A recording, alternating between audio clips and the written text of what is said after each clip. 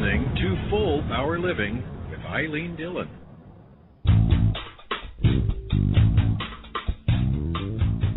In 2015, a meta-analysis of 80 studies analyzing bullying involvement rates for 12 to 18-year-old students reported a mean prevalence rate of 35% for traditional bullying involvement and 15% for cyberbullying.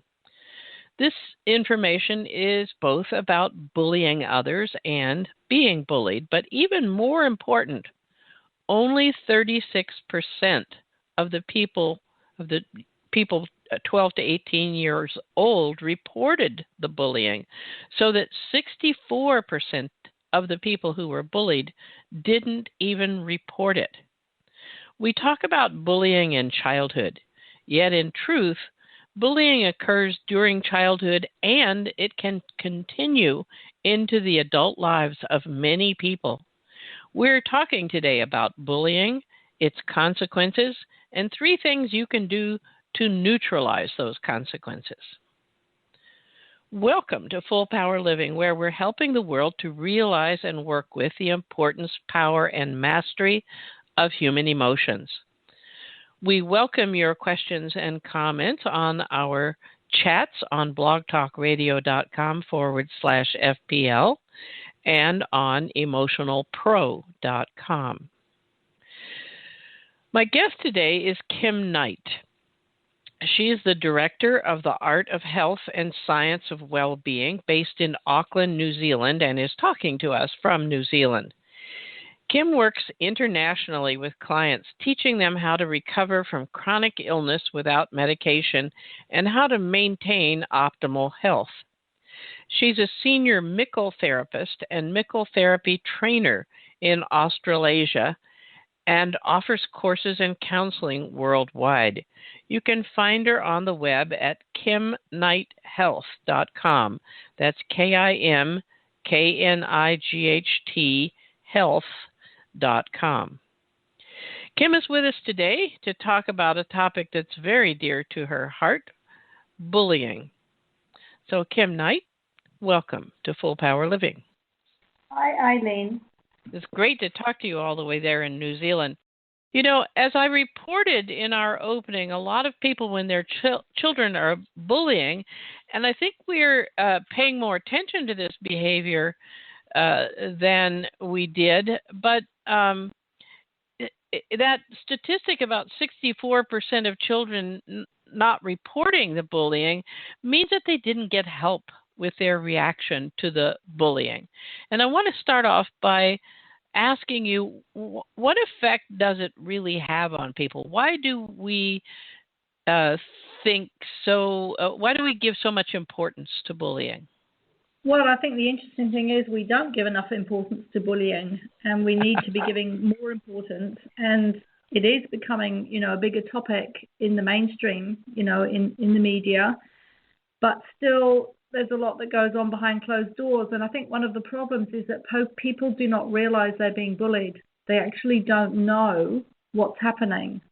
And so, until somebody teaches them, actually that behavior is not acceptable, then they don't know to do something different. And they also have to learn, how to deal with it, how to stop it. Well, that's an interesting statement. What do you mean people don't realize they're being bullied? Because we haven't identified what activities are involved in bullying, or what? Yeah, well, I can give 2 answers to that question. The first thing is that when children are growing up, they don't have the intellectual capacity to understand the difference between what is healthy or unhealthy behavior or what is right or wrong. They know it intuitively and innately, but they can't work it out with their mind. And so, for example, they may grow up in a family where they're being hit physically, or whether they're being treated badly mentally and emotionally. So they're being humiliated, they're being, there are harsh words, people are being mean to them, they're being torn down emotionally. And they get used to it, and they just think that's normal because in their family it's normal. And then they grow up into adult life, and that has been their experience. And so they don't actually know the difference between healthy and unhealthy behavior. So to give an example, I grew up in a family where I was treated a little bit meanly by my mother, and I didn't really know any different at the time. And she had a lot of stress, there were a lot of reasons why she behaved the way she did, but that doesn't necessarily make it acceptable. But for me, it was just normal to not be treated with love and kindness. And then I found myself many years later in a relationship where I was not being treated well by my partner, and it was what would be called emotional and mental abuse, but I didn't know it.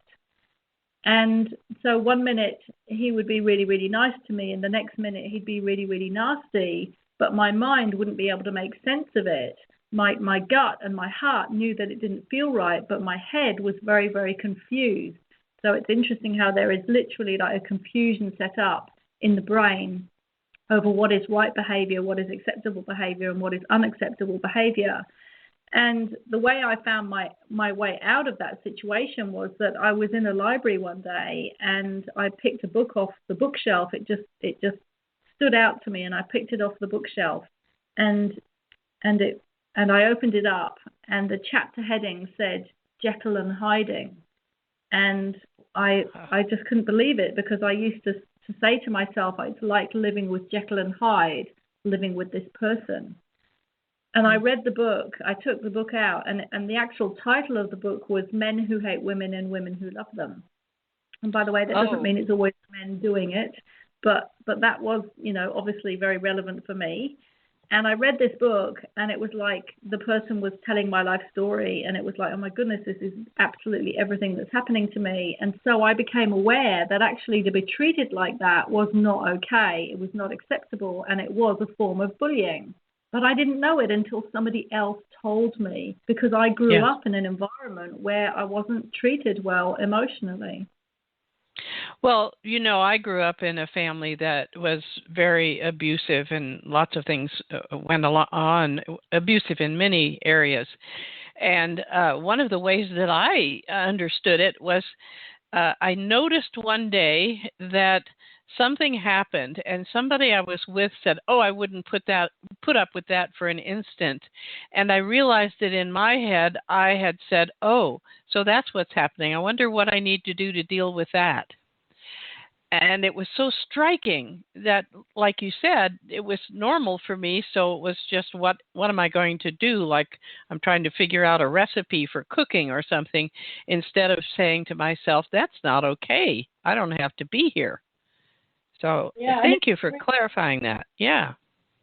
I find it very fascinating now that I look back to see how much we can put up with and how much unfair treatment we can tolerate and think it's acceptable when actually it's not.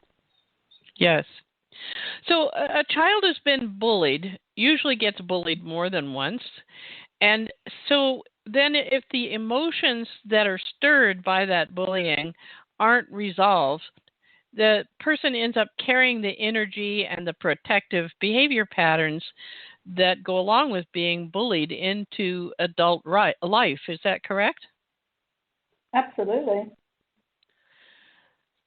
So then bullying continues into your adult life, and you don't even realize it's bullying.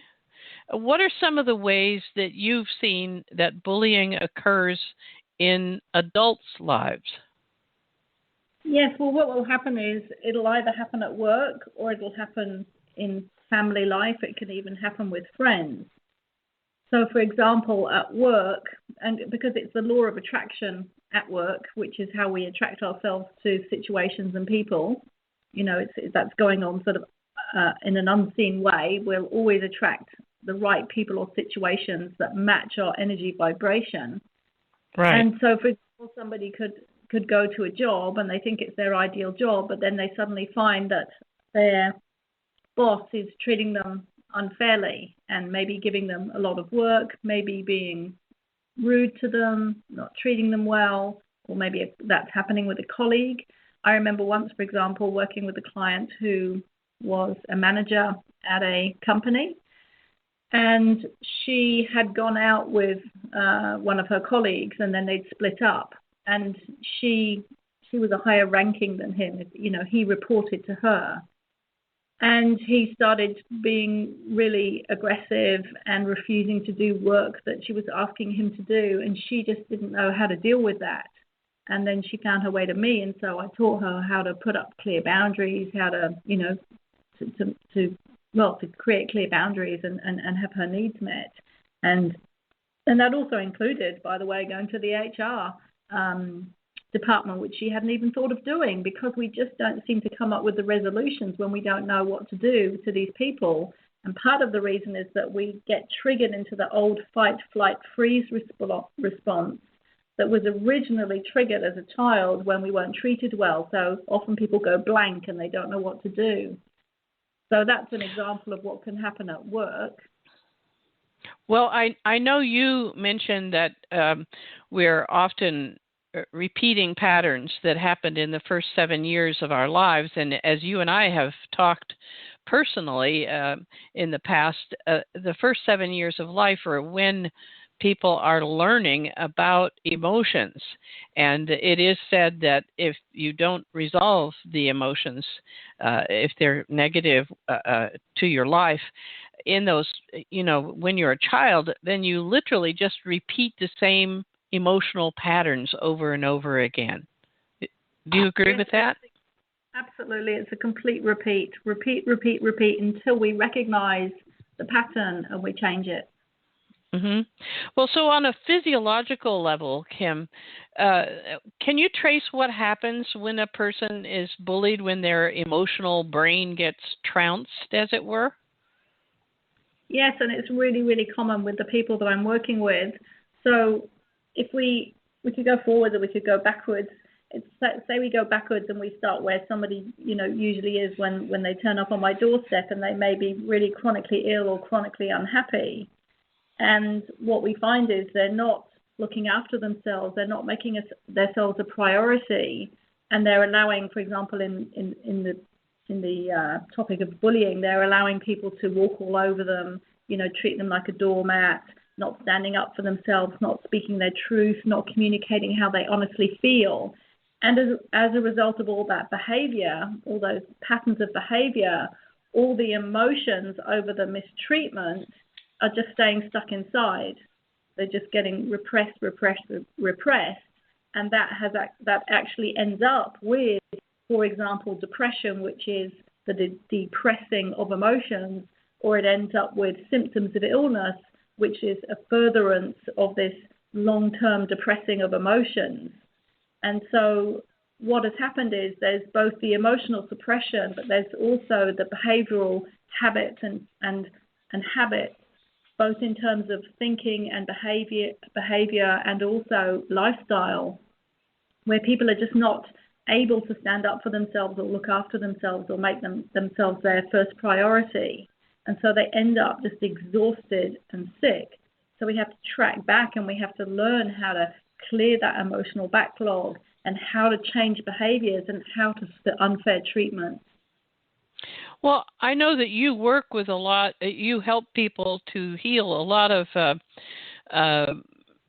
illnesses and syndromes that are very, very difficult, such as fibromyalgia.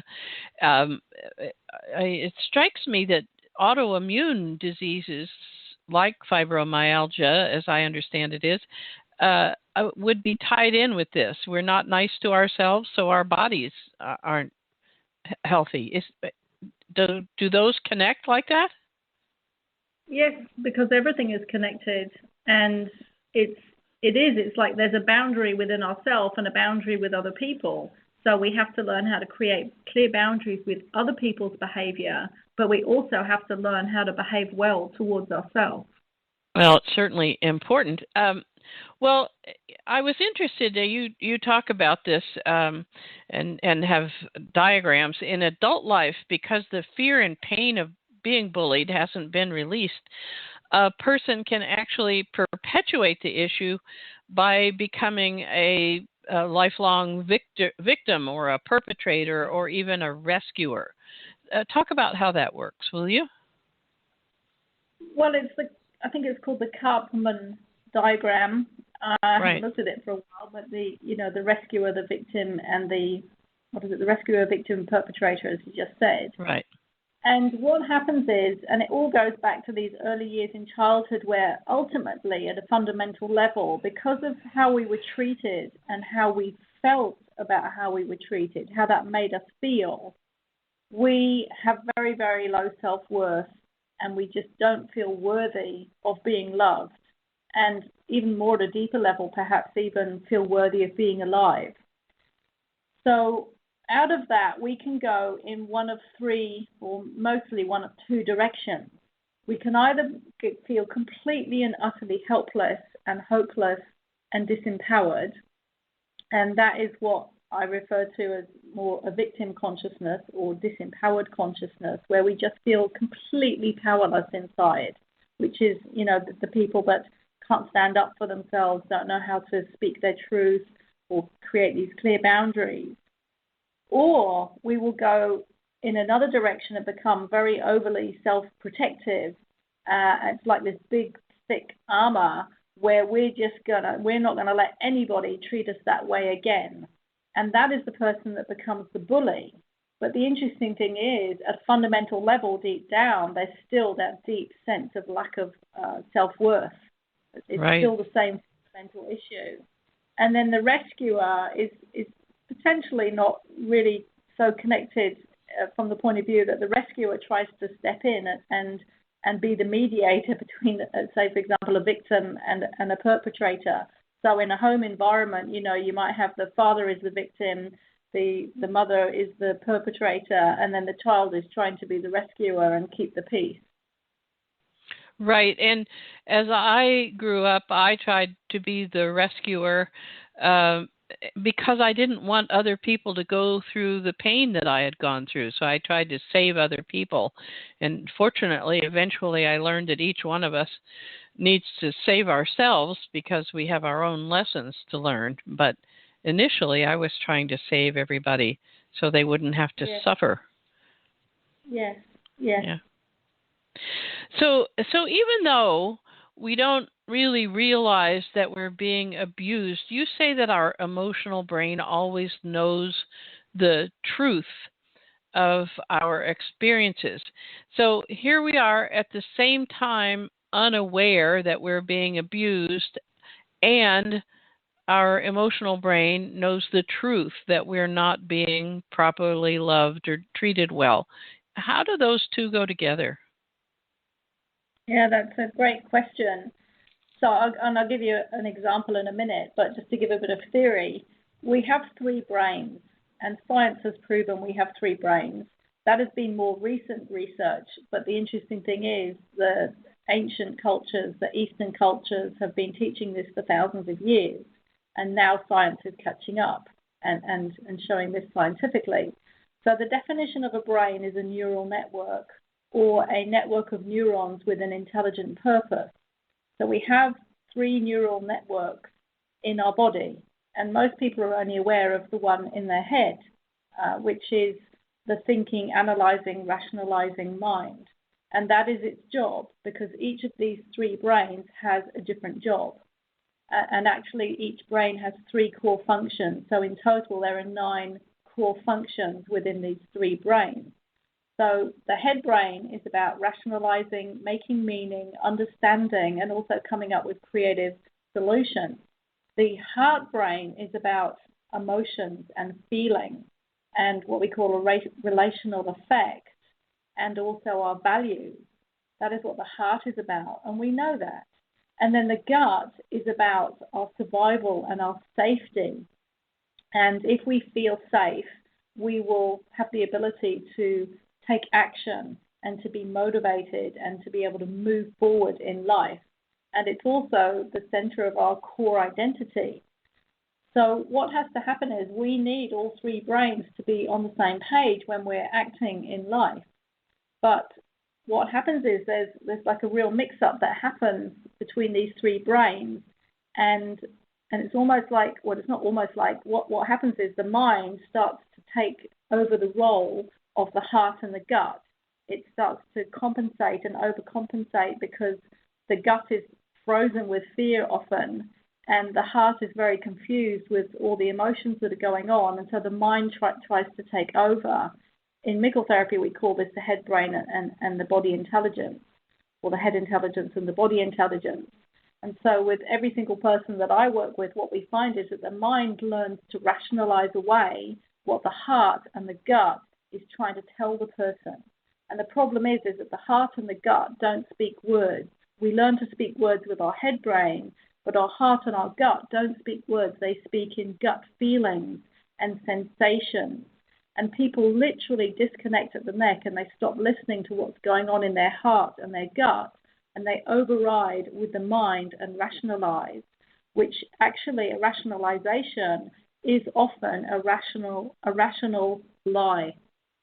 And it's still trying to protect. The role of that rationalization is to protect the person from feeling any more of these horrible, uncomfortable feelings. But it doesn't work. So then what happens is there's this real confusion set up in the brain between what we call the emotional brain center, which is actually in the brain, and the thinking brain center in the brain, which is more the cognitive, analytical functioning as opposed to the limbic system.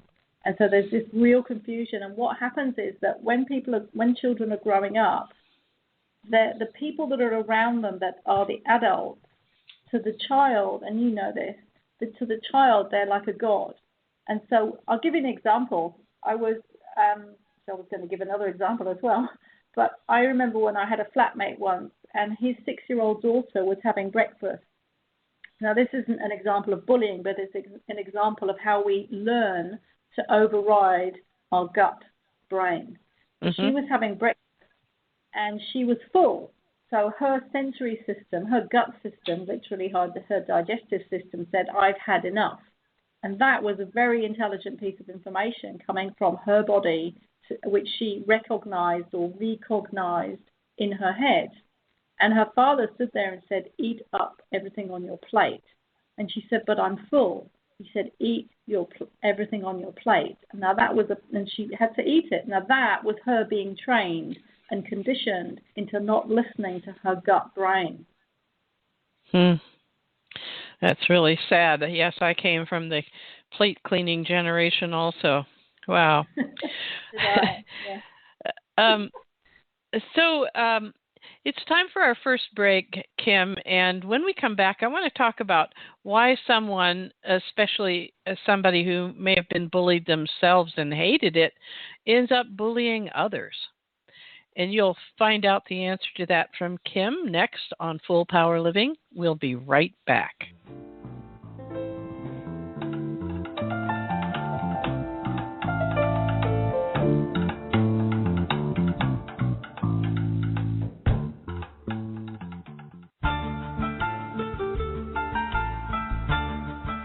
Everybody feels anger, but if you don't learn to deal with it, anger can mess up your life. It can cause you relationship problems, difficulties on the job, or create health problems.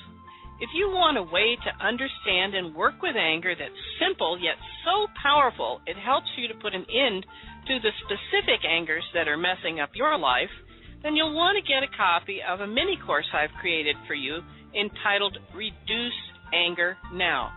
With it, I want you to be able to figure out what's stimulating the anger you feel and have an easy way to change that anger so you can dramatically reduce the anger in your life. I'm Ilene Dillon, the Emotional Pro, longtime psychotherapist, coach, and anger expert. I've helped thousands of people to master anger, and I want you to begin to become an anger master in your life. Order Reduce Anger Now at the store, www.emotionalpro.com. That's www.emotionalpro.com. Welcome back. If you're just joining us, we're talking today about bullying. My guest is Kim Knight, Director of the Art and Science of Well-Being, which conducts online courses and does healing around the world. Next week, we change pace when I talk with my friend and fellow professional speaker, Gloria Dunn, about her latest book entitled Revivement, having a life after making a living. Many people are living longer and they're feeling better as they grow older than their own parents did. And Gloria is addressing what we can do to remain vital and enjoy our years following retirement. So join me on Thursday, February 2nd at 9 a.m. Pacific time for my visit with Gloria Dunn as we discuss revivement. So we've got a lot of wonderful shows scheduled for you. So go to our homepage at emotionalpro.com and click subscribe. If you'd like to subscribe to our broadcasts on iTunes, click the iTunes button. And remember, you can also listen on the archives. So today, I'm talking with health expert and healer Kim Knight, and she's talking to us from New Zealand. And in New Zealand, you're known as the Kiwi Health Detective. And before we get back to our serious questioning, Kim, what Kiwi Health Detective do? What makes you a health detective? Well, as you know, a detective solves mysteries. And so what I do is I help people solve the mystery of why they're either chronically ill or chronically unhappy. And I do that in my first 90-minute session. And we very, very clearly identify what is the problem that is, what is the cause for the problem that is turning up in your life. And usually people have gone to multiple specialists and experts, and, mainly in the mainstream system perhaps, and they're just not getting an answer. And I've just worked out a way of really working out in a very quick way what is the real fundamental root cause of the problem. Very wonderful. And what actually, you said that you had experiences with your mother. Is that what brought you to your interest in bullying? Yes, well, I didn't go directly to the bullying topic, if you like. When I started working as a practitioner, I really started working with people with chronic health conditions. But then what happened was, with working for the 11 years now and working with hundreds of people, I started to see common recurring themes. And one of the biggest common recurring themes is this theme of bullying. Well, as I was familiarizing myself with your work, I realized that it's I never paid a huge amount of attention to it, maybe because I was bullied as a kid, but I realized that it really can play a huge role in society. I know, for example, that it plays a part in abusive families. You become an abusive partner or an abusive parent. But let me get back to the question that I was looking at before the break, which is a lot of people who bully as adults were bullied as children. And why do they do that? They know how bad it feels. Because we don't know any different. And the patterns are so deeply ingrained. And like children, we just soak up everything from our environment, and it's just how we behave. So, for example, my mother always used to speak to me very abruptly and harshly, and sometimes meanly and unkindly, but she didn't realize she was doing it. I felt what it felt like to be talked to like that, and it wasn't pleasant. And I always said to myself, I'm never going to be like that. And then one day, like many years later, I was talking to a cleaner. I had a cleaner, who was helping me in the house. And I thought I was just speaking to her quite normally. And she said to me, "You're a slave driver." And I was like, "What?" And, it has been pointed out to me on more than one occasion that I am quite direct and quite abrupt sometimes in my communication. And yet I have a huge heart and I can be really kind and compassionate and gentle. But it's really interesting how these patterns, they are so deep and so unconscious. And so we have to become aware of them, and then we can work on them. So obviously this is something that I've been working on. But even so, interestingly enough, literally last week, I was interviewing a colleague of mine, and I was editing it afterwards. And I was listening to my tone of voice, and I may be even doing it right now for all I know, but I was listening to my tone of voice as I was editing the interview, and I thought, oh my goodness, that it wasn't like rude, but it was like that could be more gentle. And yet when I was actually speaking it at the time, I didn't realize I was coming across the way I was coming across. So really what it comes down to, in a nutshell, your question, the answer to your question is it's unawareness. And we're not aware of what we're not aware of. And even though we can want to be more aware and think we're aware, we still have this level of unawareness about ourselves. So we can spend a lot of, it's kind of like a lifelong project to be aware of yourself. To just take this a little further, in your materials... Eileen, I'm smiling as you say that because it's just so true. It's a lifelong project. Yes. Well, in your materials, you also talk about the fact that people bully for two major reasons. They want to have control, and also bullying can help them avoid their own issues or pain or hurt or abuse that they had. Will you say something about that?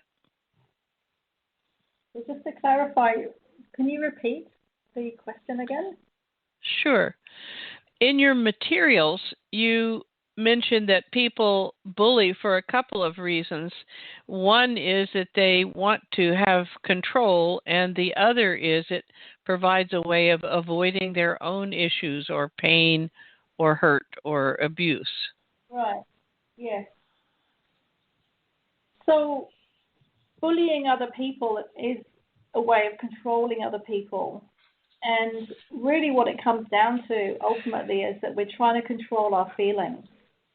And we're trying to control things so that we don't have to experience feeling bad. Because when we were a child and we felt emotionally upset and hurt or even devastated, we decided that we didn't want to feel that way anymore. So we set up these patterns to prevent us from experiencing that again. And so one pattern will be suppressing emotions, but another pattern might be, well, if I'm just going to protect myself to the level that I will just control everything around me.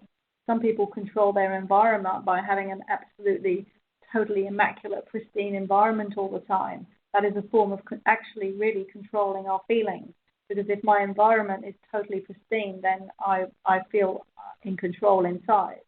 Other people control people in order to feel safe. So really, actually, it also comes back to safety. It comes back to emotional and physical safety.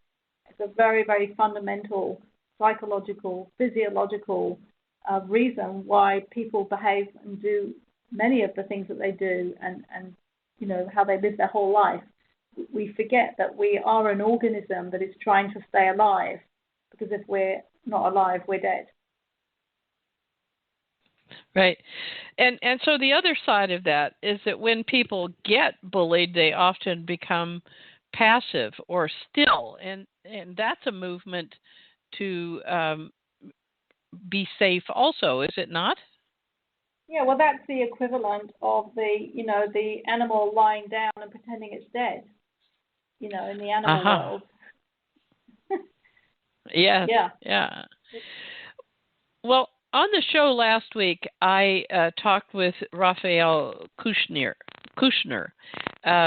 He was talking about resistance to emotions, and he said that when we're in resistance, when we're holding on to an emotion, we can't think clearly, that we have to release the emotion for our brains to work. And I was thinking about that in terms of bullying is perhaps one of the reasons the victim becomes passive also is because they can't think of what else to do.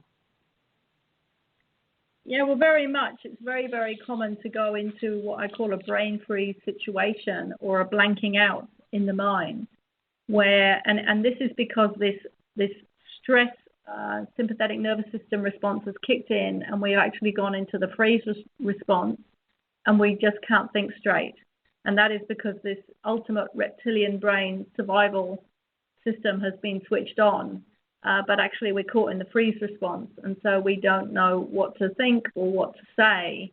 And we've also, because we've trained ourselves not to feel our feelings, we're not aware of that either necessarily completely consciously, although ultimately, the main emotion there is fear. Yes. And another point that you make, which I find very interesting, and I want you to explore a bit for us, is that when our power is knocked out, which is the main thing that happens in bullying, we just lose our power. The person who is being victimized starts to no longer trust themselves. Yes, well, trust is a really, really interesting topic. It's another of my pet topics, if you like, is that what happens in childhood, for example, is that say people are treating us unfairly, we're being bullied, we're being abused, etc. We have this confusion going on in the brain over what is right treatment, what is wrong, and we start to believe the people outside of us that what they're saying is right, and therefore the feelings that we have inside of us, the intuition, the gut feelings, how it feels in our heart, we think that must be wrong. And so first of all, we start to lose trust in the people around us, and that leads us also to start to stop trusting ourselves innately. And then that goes even bigger, and we stop trusting life. So I always think that there are 3 levels of trust, which is trust of ourselves, trust of other people, and trust of life. And all that trust gets eroded on every level, especially if we're talking about bullying as we are today. And so we have to learn to re-trust ourselves, which literally means we have to start reconnecting with the heart brain and the gut brain. And we have to start rereading and re-recognizing the inner sensations that our body is sending us about what is right or wrong for us. And we have to start listening to those sensations and trusting them and acting upon them, rather than the mind coming in and overriding the whole time and say, well, I can't say that, and I couldn't possibly say that, and I couldn't possibly stick up for myself. We have to learn how to recognize and observe those thoughts, but not buy into them anymore, and to learn what's right for us.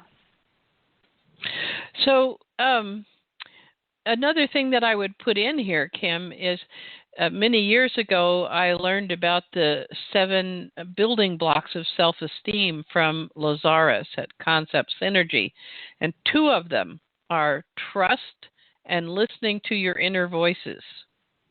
And if you don't do those, that's part of knocking out your self-esteem as well. So just in terms of body experience, abuse really, we really feel abuse in our gut, which is our solar plexus, which is our power center. Yes? Well, that's one of the places. I mean, we feel it literally in every cell. But the plexus is the power center, and it's also the center of that gut brain. And the gut brain is about survival and safety. And its role is to monitor, do I feel safe in my environment? And if we don't, which it will instinctually know, then it will send us feedback, which is, fear, for example, would be a form of feedback. So now, if we hold on to if we've been bullied and we hold the feelings inside, we can make ourselves incredibly ill to the point of just not functioning. And so I want to talk about what needs to happen to release all of that. And one thing that you talk about is recognize, which you call it recognize. What is that process? So there's 2 questions there, and I'm not very good at holding 2 questions in my mind at the same time. So shall I start with the recognize? Yes. So it's just in the word. It's just something that I observed, that we have this word recognize, but if we break it up, it's recognize. And the role of the thinking mind is to cognize, which means to make meaning. As I was saying, that this prime function of the the head brain, the thinking brain, is to cognize, make meaning, understand, rationalize, analyze. That is the job of the head brain. And what is that? One of the main roles of this thinking brain is actually to recognize emotions. In other words, to recognize when the emotional brain, which is another center in the brain, is sending emotional feedback. And that emotional feedback is actually being generated in the body because our organs are intimately connected with different emotions. So, for example, anger comes from the liver or is associated with the liver, and worry is associated with the spleen, and fear is associated with the kidneys. And so those organs are literally affected by different emotions. So we have to learn how to recognize or recognize the emotional feedback which is coming from our body up into our head. So that's the recognize part. Thank you. And so the other question that I was asking is, what kinds of things need to happen to release the negative illness-making effects of bullying? Well, there are two things, and it's what I call the surface and the deep, and they're both necessary. Just because one is called surface and one is called deep doesn't mean that one is better than the other. They're actually two approaches, and I find that both are needed. So what I call a surface level, which is more a current day, what's going on in my life today, because again, as we said before, everything gets repeated. We just repeat the past. We may not realize it initially, but actually everything is a repeat of the past until we change it. We have to learn how to behave differently. So if somebody is bullying us, we have to learn how to stop that behavior. So, for example, recently I was working with a client whose partner was a lovely, lovely man, but because of his past, he had a lot of hurt which had not been resolved, which was coming out as anger, which he was then dumping on her. And she had been putting up with this for years since they'd been together, not knowing, because of course in her childhood she had a similar experience. So she didn't know that actually there was something different that she could do, and that she could actually stand up for herself and not put up and tolerate with that behavior anymore.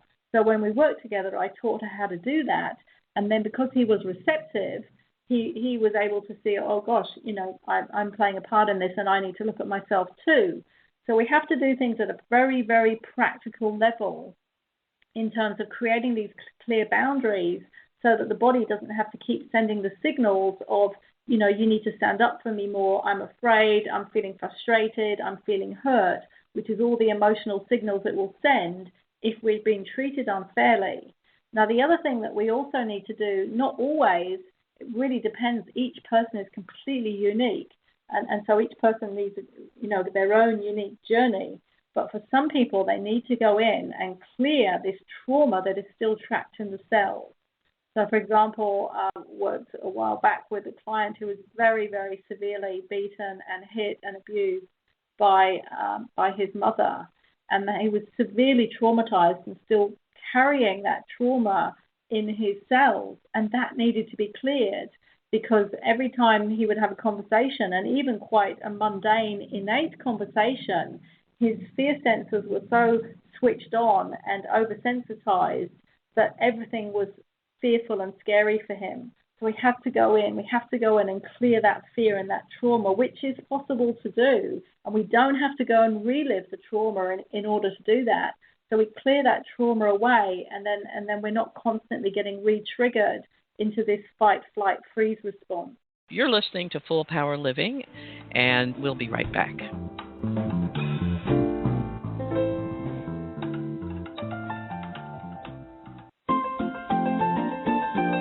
As a parent, have you found all the parenting information you've been hearing lately a bit confusing? Are you having trouble sorting out the best response to your defiant child, or feeling hopeless about regaining respect from your teen, or determining whether your actions as a parent are the right ones? Instead of the usual pressures of parenting that you've been experiencing, you can partner with your child, raising incredible kids who are destined to become amazing adults. I'm Ilene Dillon, the Emotional Pro, giving you the opportunity to become the incredible parent for incredible kids. We have the method and the tools You bring your optimism for learning and the kids. Raise Incredible Kids offers a comprehensive system for raising kids who are responsible, make their own great decisions, and become immune to peer pressure. To get you ready for this new era in parenting, get my free 10-page report, Incredible Communication that helps you create incredible kids, by visiting raiseincrediblekids.com now. That's raiseincrediblekids.com. Welcome back. We're talking today about bullying. My guest is Kim Knight, Director of the Art and Science of Well-Being, which conducts online courses and does healing around the world. Kim has been telling us about bullying, including the effects that it has on us, especially if we don't release the emotions that are stirred up after bullying and the consequences of the bullying. So what's your idea about how to release those emotions, Kim? So there are many, many ways to release emotions, and that's quite a tough question to answer. But first of all, we have to become aware of them. Often we're simply not aware of how we're truly feeling. So we have to learn literally how to label different emotions. And, for yourself or myself, we've been working in this arena for many years, and it's quite simple for us. It's become second nature. But for people who initially are, not as emotionally literate, we could say, and that's not a criticism in any way, it's just a fact.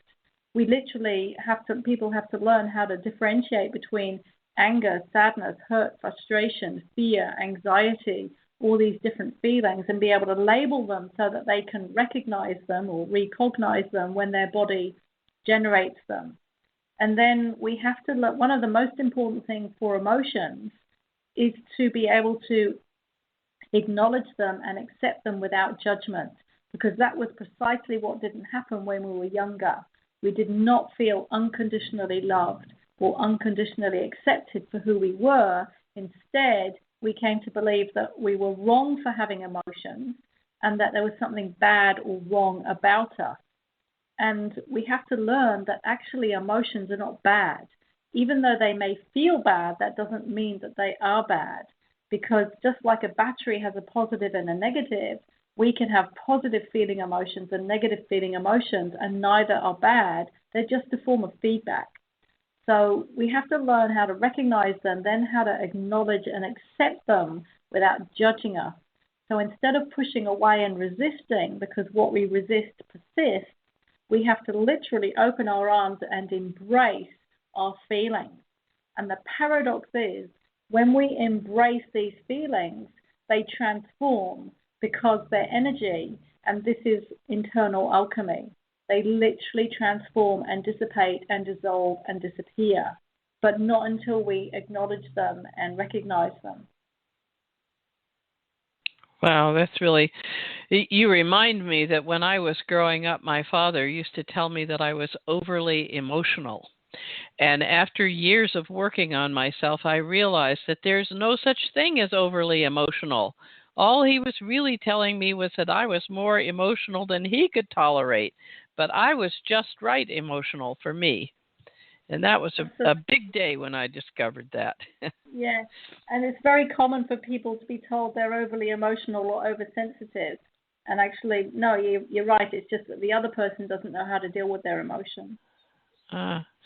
Now, one of the things, so when we're talking about getting better, first of all, you need to start setting some boundaries, and you need to start accepting your emotions and letting them start moving. But another thing has to do with the fact that a lot of people who've been bullied actually mistreat themselves. Will you talk about that? Why do people do that?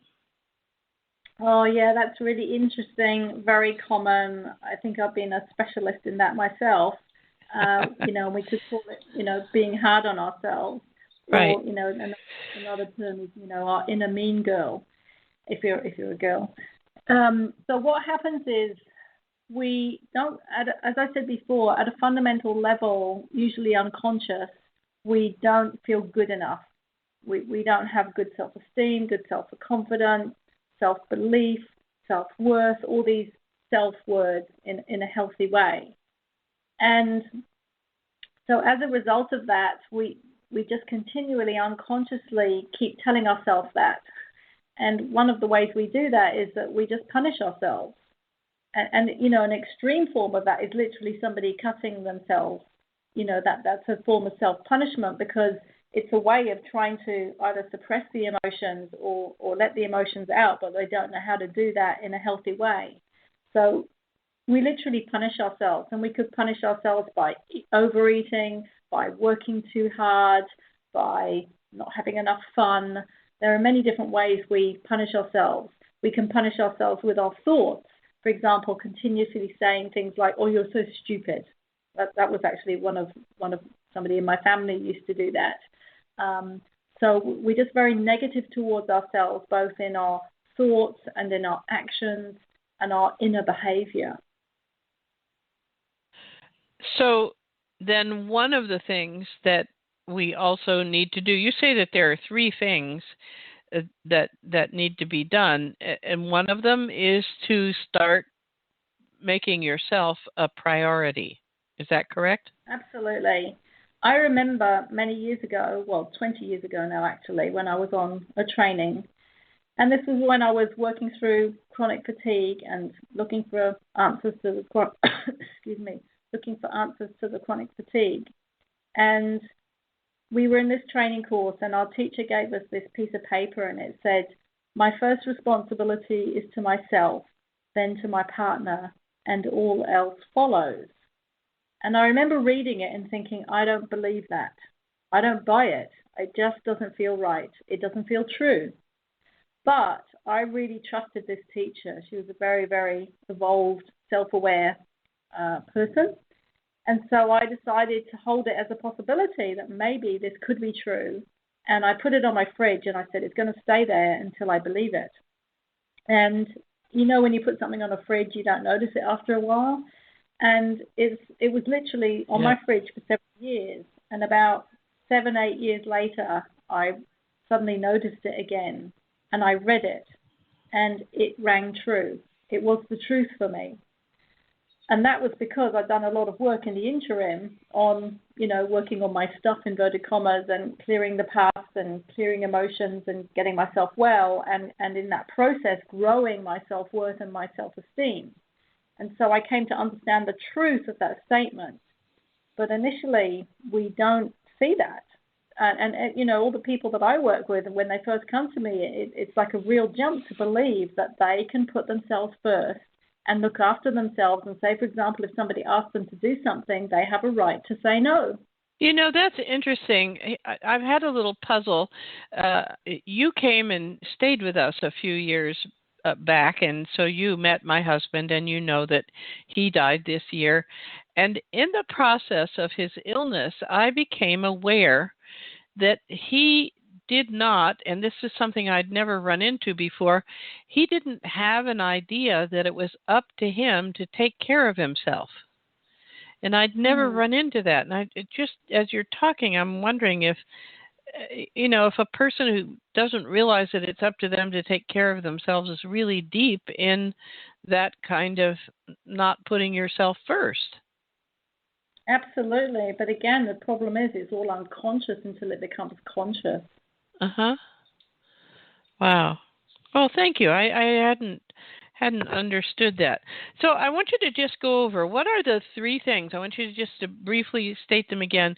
If you want to move yourself out of the consequences of having been bullied, what are the three primary things you need to do? Okay, so these three primary things, and I'm not necessarily saying these are the only things, but they are three primary things for sure. We have to learn how to create boundaries around unfair treatment from other people. In other words, if people are treating us badly and that is making us feel bad, and even to the point of illness, we have to put a stop to that, and we have to learn how to do that. And that is often what people need help with, because if they didn't need help, they'd already be doing it. Right. So that is step one, creating the boundaries. Step two is we have to learn how to feel our feelings and communicate our feelings if it's something to do with another person, and how to process our feelings, and how to learn that it's okay to have feelings and that we're not bad for having feelings. And basically, we have to learn how to master our feelings. And the third thing is we have to learn how to look after ourselves and make us our number one priority. So that's like high self-care, making sure that we're always looking after ourselves on a daily basis, nutritionally, with exercise, with our thoughts, with our time management, with having enough fun, with good work-life balance, all that sort of stuff. We have to learn how to make ourselves our number one priority, because if we look after ourselves, we then have it's like our cup overflows and we can give to the world, we can give to other people.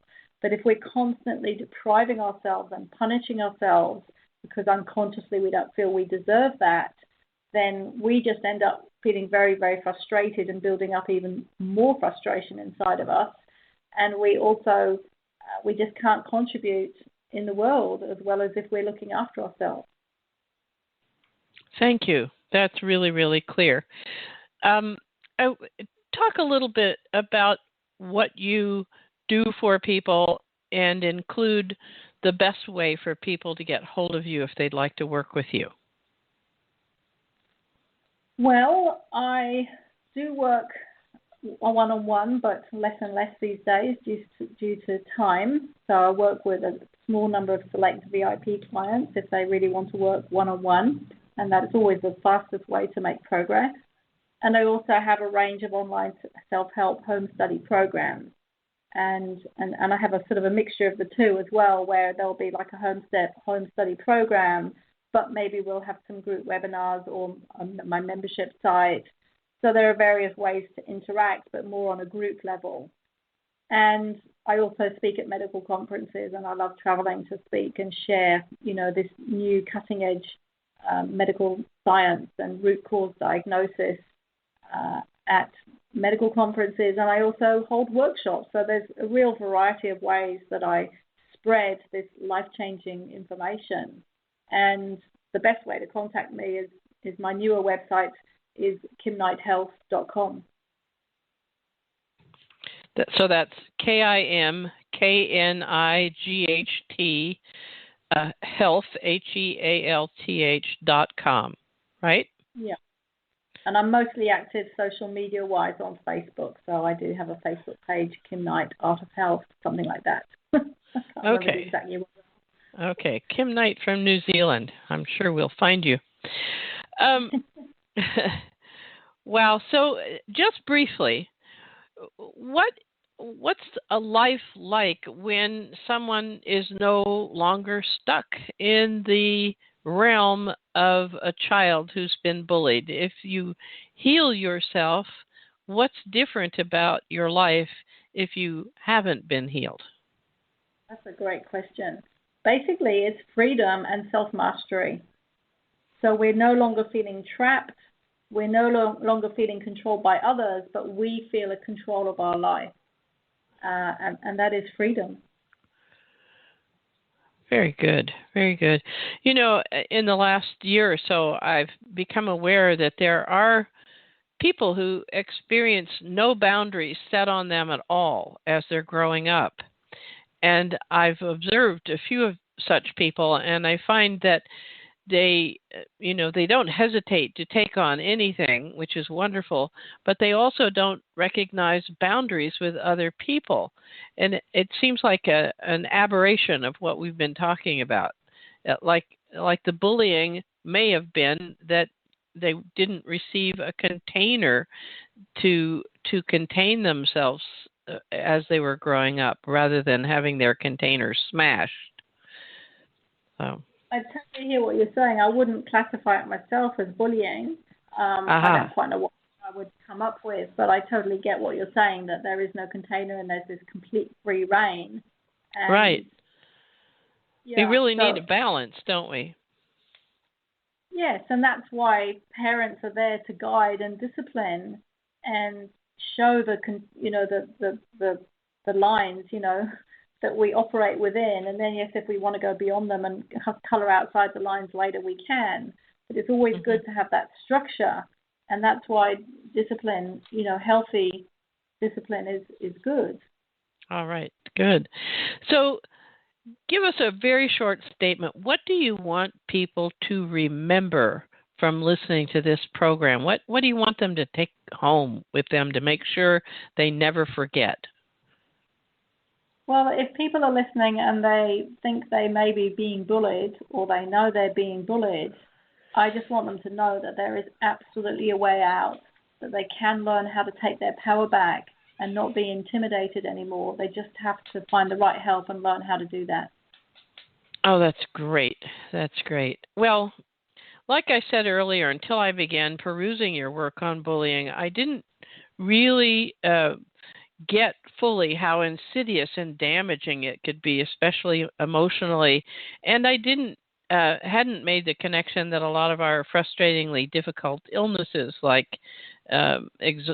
physical exhaustion and fibromyalgia could be connected with bullying. So thank you. I've really gained an understanding that I never had before, and I'm very grateful to you for that, Kim.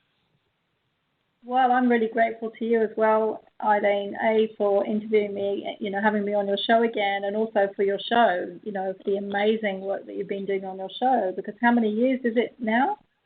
13. Wow. That's dedication. Yeah. It's amazing. Yeah, well, I've learned a lot, too, from people such as yourself. I mean, it's somebody who was a psychic was on the program, and I talked with them after the show, and she said, there's no point in you going and getting a PhD. You earn one every 3 or 4 months doing your radio show. Oh, it's true. Your knowledge and wealth of this topic, what you must have heard is amazing. Yeah, it really is. Well, thank you so much for being part of that matrix and for being on Full Power Living today, Kim. I really appreciate you being here. Thank you. Me too, Ilene.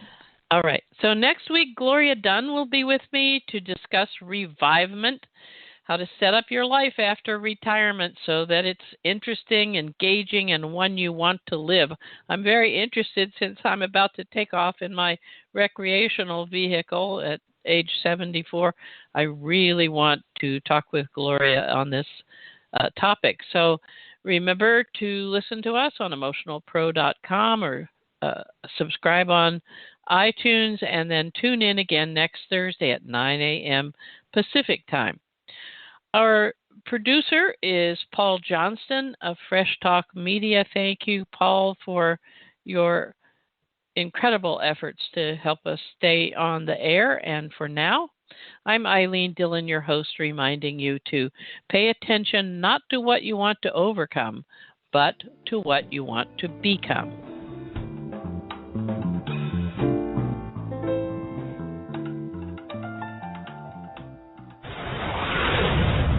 You're listening to Full Power Living with Ilene Dillon.